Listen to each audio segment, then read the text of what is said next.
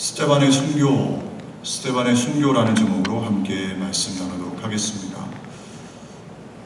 지난주에 기도해 주셔서 제가 월요일부터 6일부터 어제 11일까지 위스콘신에 있는 LCO라는 지역에 선교를 다녀왔습니다. 우리 교회에서도 8명이 함께 했고요. 뉴저지 지역에서 한 20개 교회, 150여 명이 함께 선교의 일에 동참을 했습니다. 위스콘신의 2지역, 또 업스테이트 뉴욕의 한 곳. 저희가 갔던 위스콘신 LCO는 월요일날 4시에 모였는데 출발은 5시 반에 출발했습니다. 버스를 타고 월요일 내 버스에서 보내고 월요일날 저녁에 시카고 인근의 교회에 도착해서 잠을 자고 화요일날 새벽 일찍 일어나서 위스콘신 LCO 지역으로 가는데요. 총 버스 탄 시간만 갈 때 20시간, 올 때도 마찬가지로 금요일날 새벽같이 출발해서 어제 토요일 오후 늦게 도착했습니다. 금요일날 저녁에도 다른 교회 한 곳에서 허락해 주셔서 잠을 자고 20시간 정도 버스를 타고 갔다 왔습니다.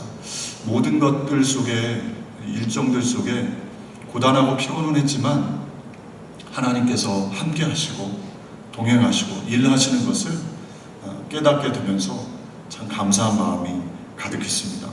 이 선교는, 저희가 했던 그 선교는 네이티브 아메리칸, 그러니까 그들에게, 저희가 갔던 지역은 LCO 지역의 보이스 앤 걸스 클럽에서 함께 아이들을, 그러니까 코리안 컬처럴 익스체인지, 그러니까 문화 교류 행사였습니다. 낮에는 주로 보이스 앤 걸스 클럽에서 그들과 함께 어린아이들, 그 지역에 있는 네이티브 아메리칸들을 한국 문화를 가르쳐주고 탈춤도 추시고 또 한국 음식도 서브하고, 주로 했는데 제가 했던 사역은 주방 사역이었습니다. 제가 주방을 별로 잘 못하는데 이번에 가서 내 설거지하고 계란을 200개인가요? 300개인가 계란말이, 한국 계란말이를 한다고 해서 제가 그걸 붙이고 했는데, 제가 선교를 하면서 제 마음속에 일주일 동안 그런 질문이 있었어요. 떠나기 전부터 선교가 무엇인가? 무엇이 선교일까? 하나님께서 무엇을 선교로 보실까? 이런 질문이 제 마음속에 있었습니다. 그래서 선교하면 우리가 예수의 이름을 선포하는 것, 선교지요. 그러나 그것이 전부가 아니라 진정한 선교는 무엇일까요? 제 마음속에 자꾸 그 질문이 들었습니다. 우리는 보이스 앤 걸스, LCO 지역에 직접 예수의 이름을 선포할 수가 없어요. 그들이 그걸 거부합니다. 워낙 그동안의 백인 기독교 문화에 착취, 억압을 받았기 때문에.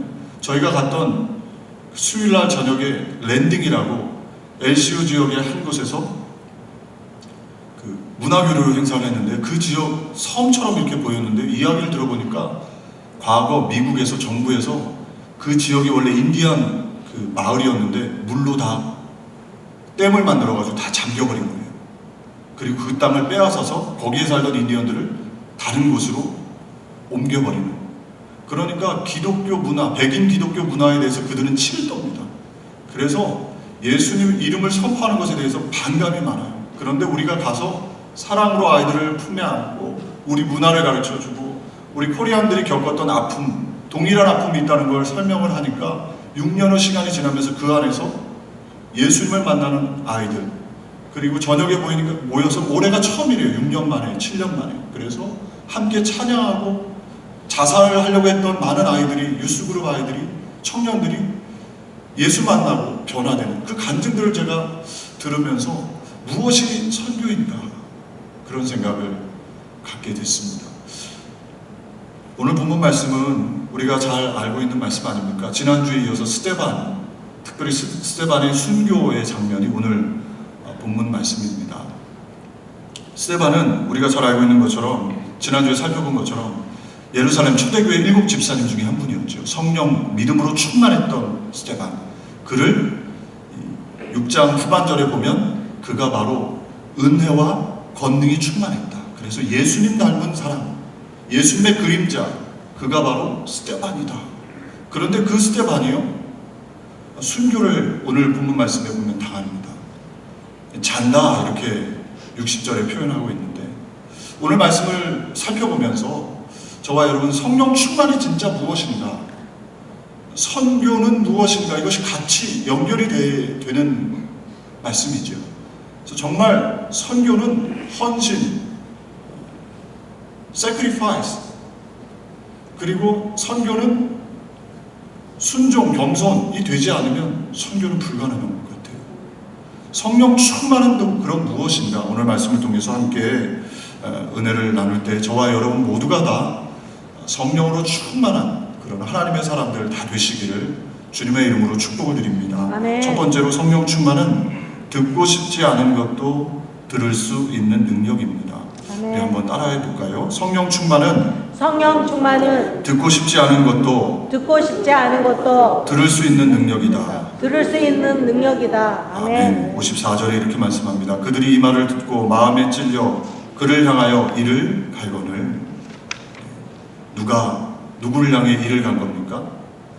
유대인들, 공회에 모여있던 유대인들이 스데반을 향해서 이를 갈았다. 도대체 무슨 얘기를 했기 때문에, 무슨 얘기를 했기에 그들이 스데반을 향해서 이를 간 겁니까? 처음에 회당에 끌려간 스데반은 담담하게 하나님의 구원의 역사를 설교했습니다.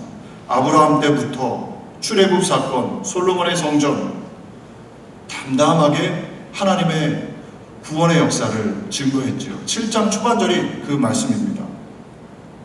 조용하게 유대인들도 들었어요.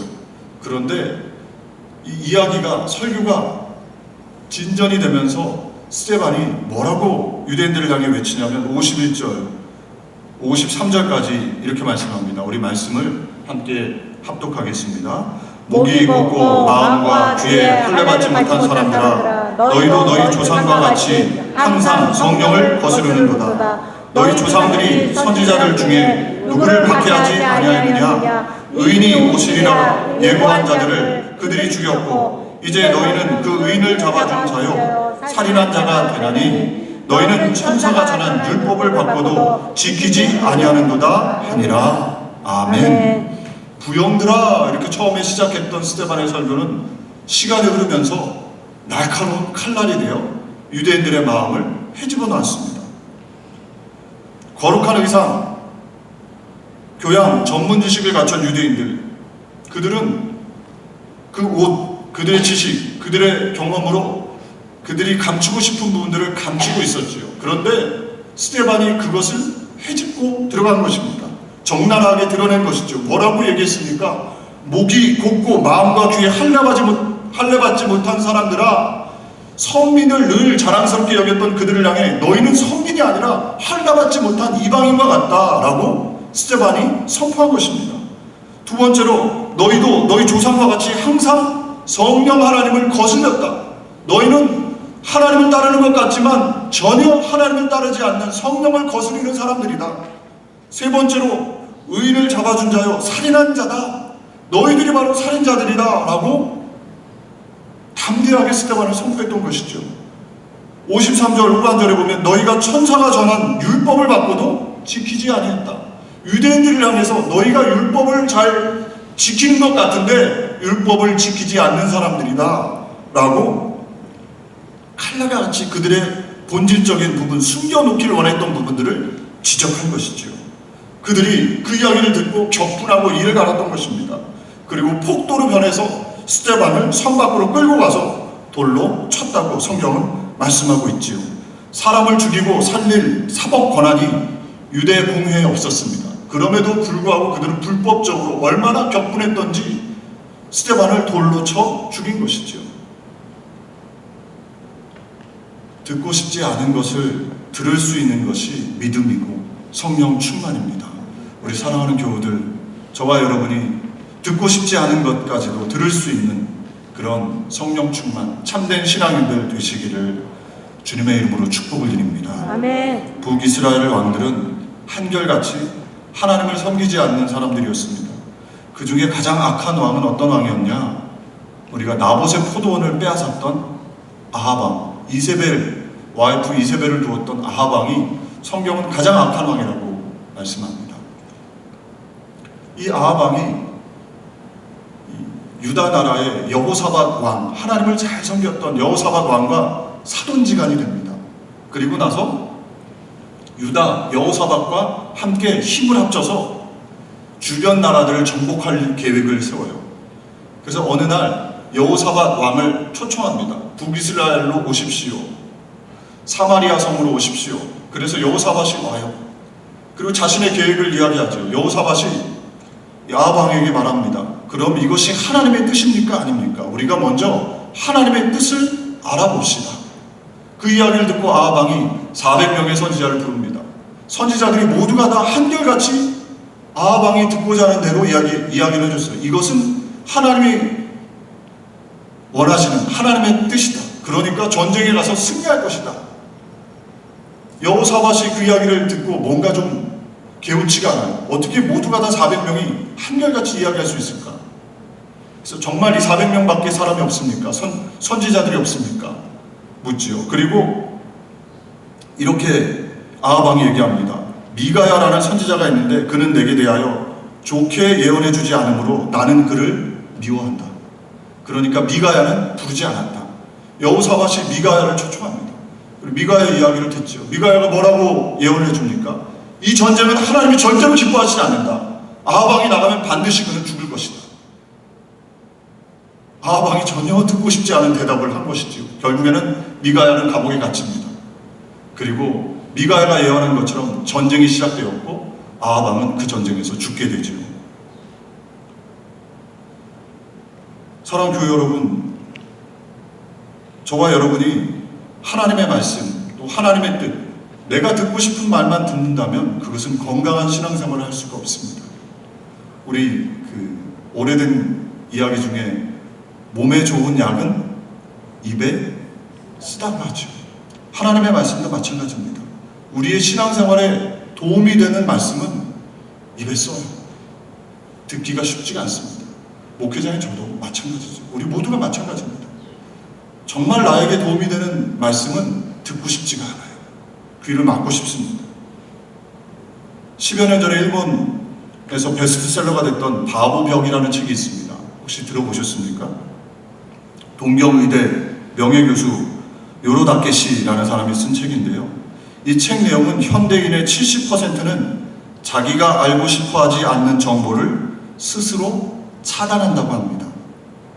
그러니까 바보의 벽을 만들어서 거기에 박혀서 갇혀서 밖의 세상을 고려하지 않고 들으려고 하지 않는다는 것이죠.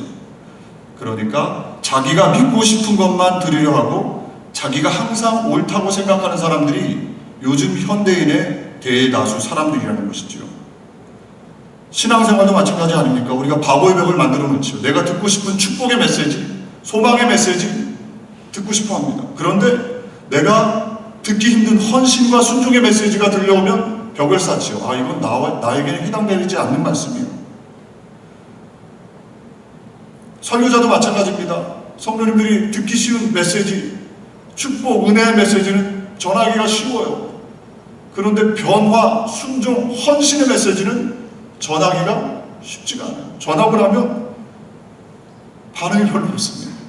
그래서 설교자들도 굳이 그렇게 전할 필요가 있겠는가라는 생각을 가지고 전하지 않게 되죠.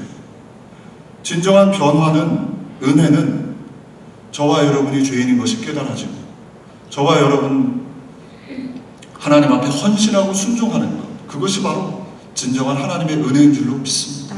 우리 사랑하는 교회, 특별히 우리 갈보리 순복음교회가 하나님의 말씀 앞에 늘 열려있는, 그것이 내가 듣기 좋든 좋지 않든 하나님의 말씀이라면, 하나님의 뜻이라면 그 앞에 순종할 수 있는 저와 여러분 되기를 주님의 이름으로 축복을 드립니다. 아멘. 지난주에 가슴 아픈 일이 있었습니다. 참 이런 이야기를 하는 것이 어떤 누군가를 비난하거나 비판하는 메시지는 가급적이면 저도 전하지 않으려고 하는데 좀 죄송한 마음으로 전합니다. 이해해 주시고 들으시기 바랍니다. 우리 명성교회 세습에 관련된 것인데요.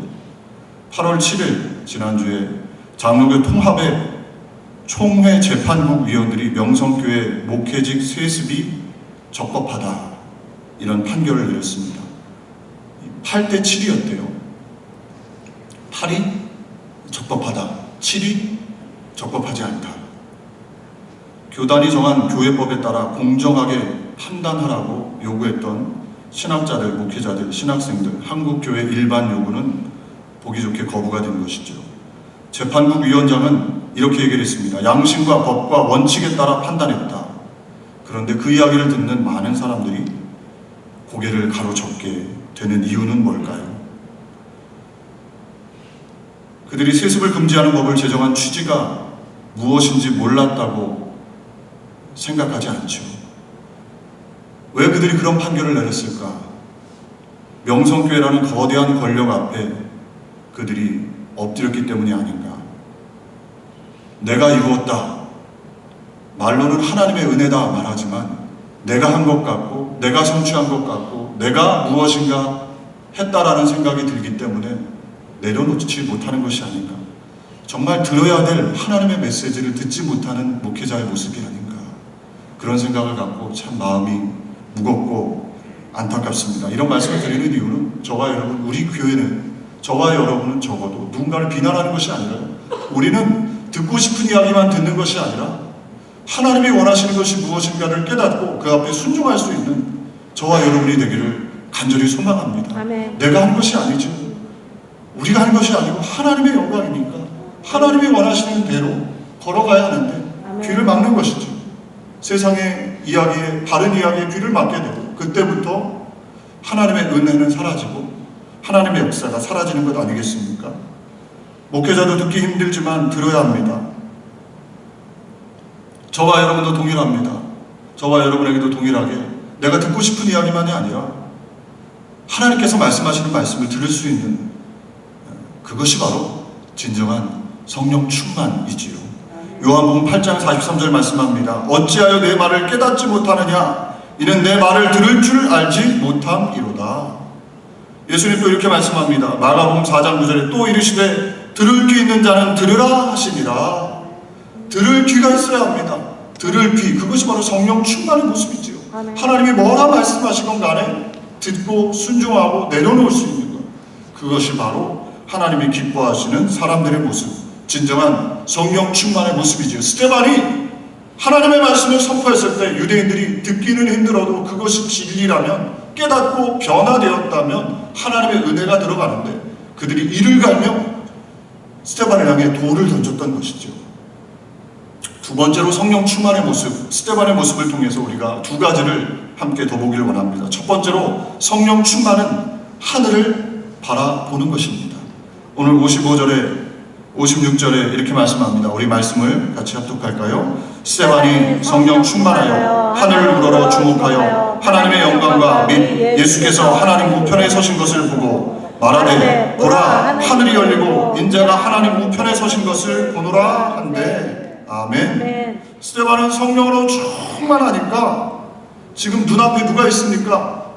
여러분들이 앉아 계시는 것처럼 스데반의 눈앞에는 유대인들이 있죠. 유대인들이 어떤 모습으로 앉아 있습니까? 어떤 모습으로 스데반 앞에 있었습니까? 분노했죠. 열이 받아서 이를 갈고 있었습니다. 어떤 이들은 돌을 잡고 있었을지도 몰라요. 그런데 그 상황, 일촉즉발, 지금 자신이 어떤 죽음을 맞이할 수 있는 상황에도 스데반은 지금 사람들을 본 것이 아니라 무엇을 봤다고요? 하늘을 우러러 하나님 보좌 우편에 계신 예수 그리스도, 그것이 바로 진정한 성령 충만의 모습인 것이죠. 성령 충만하면 무엇이 떠오르십니까?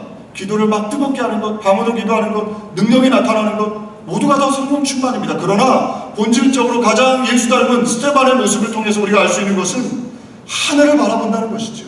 하나님을 의식한다는 것입니다. 아멘. 사람들만 바라보는 것이 아니라 하나님 지금 이곳에 계시고 하나님이 나를 바라보고 계시고 나를 통해서 기뻐하신다. 그것을 스데반은 믿었던 거예요. 아멘. 저와 여러분도 동일합니다. 지금 우리 눈에는 보이지 않지요. 예배 가운데 사람들만 보입니다. 교우들만 보입니다. 그러나 내 이름으로 두세 사람 모인 그들 중에 내가 있겠다. 약속하신 대로 하나님을 바라볼 수 있고 하나님을 의식할 수 있고 은밀한 중에 보시는 하나님을 바라볼 때 그것이 바로 참된 예배, 그 모습이 성령 충만이라는 것이지요. 아멘. 예배 시간만이 아닙니다. 일터에서도, 가정에서도 주님이 나를 바라보고 계신다. 하늘을 우러볼 수 있는 것, 그것이 바로 진정한 성령 충만 아니겠습니까? 아멘. 오늘 59절에도 이렇게 말씀합니다. 그들이 돌로 스데반을 치니 스데반이 부르짖어 이르되 주 예수여 내 영혼을 받으시옵소서. 스데반은 돌을 맞아 지금 고통과 죽음 앞에서도 하늘을 우러러 그 주님을 바라봤다는 것이죠. 비록 내가 돌 맞아 죽지만 젊은 나이에 요절하죠. 젊은 나이에 비참하게 죽는 것 아닙니까? 바보 같은 것 아닙니까? 이제 막 집사 안수를 받아서 구제하고 교회 일을 열심히 하려고 하는 찰나에 스데반이 복음을 전하러 회당에 들어갔다가 잘못 잡혀서 거기서 돌 맞아 죽는 것, 어떻게 보면 비참한 죽음처럼 보일 수 있죠. 억울한 죽음처럼 보일 수 있습니다. 그런데 스데반은 억울해서 소리를 지르는 것이 아니라 하늘을 우러러 하나님을 바라봤다는 것이죠. 할렐루야. 네. 저와 여러분에게도 동일합니다. 저와 여러분, 우리가 하늘을 바라볼 수 있는 저와 여러분 되시기를 주님의 이름으로 축복을 드립니다. 아멘. 사람들만 보는 것이 아니라 교회에 와서도 은밀한 중에 계시는 하나님, 그 하나님을 바라보며 예배 가운데 기도하고 찬양하고 말씀드리고 봉사하고, 저와 여러분이 그렇게 할 때 하나님께서 그것을 보시고 은혜와 사랑으로 축복으로 우리를 붙잡아 주시는 줄로 믿습니다. 아멘. 스데반의 죽음은 허망해 보입니다. 꼭 이렇게 죽어야 하는가? 이런 생각이 들지요.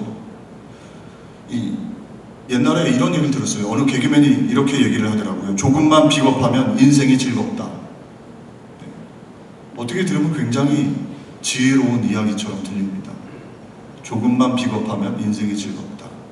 조금만 타협하면, 조금만 그렇게 살면 인생이 즐거워진다는 것이죠. 과연 그렇습니까?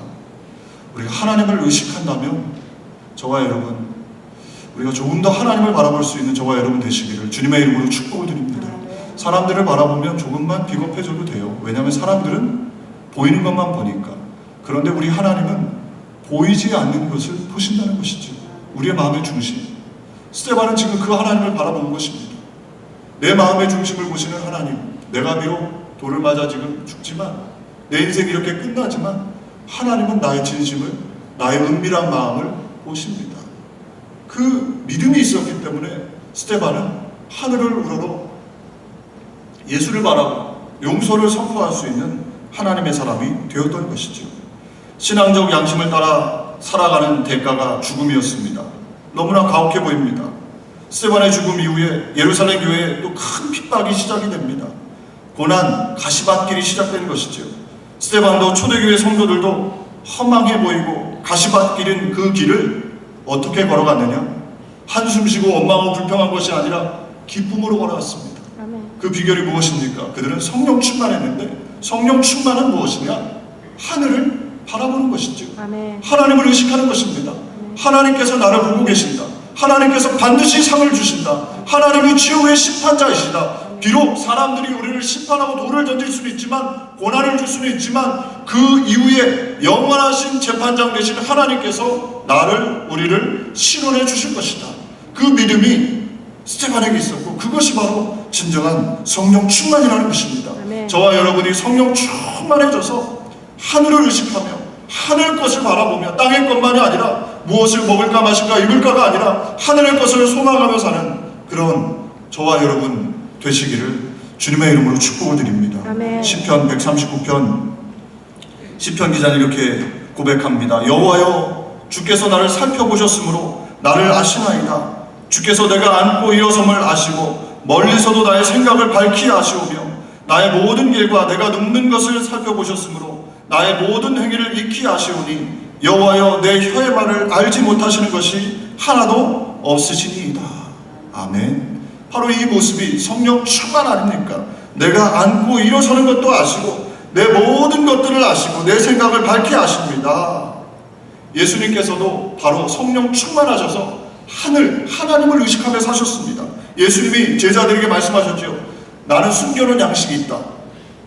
그 양식이 무엇이었습니까? 요한복음에 보면 예수님이 요한복음 4장 33절 말씀합니다. 예수께서 이르시되 나의 양식은 나를 보내신 이의 뜻을 행하며 그의 일을 온전히 이루는 이것이니라. 얼마나 멋지고 성령 충만한 표현입니까? 나에게는 숨겨놓은 양식이 있는데 그 양식은 뭐냐?